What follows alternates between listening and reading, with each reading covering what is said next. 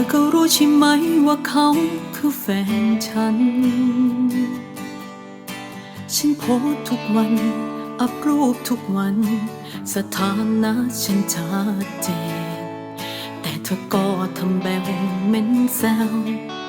ทำที่เป็นอินโนเซนต์ระวังซิลิโคนกระเด็น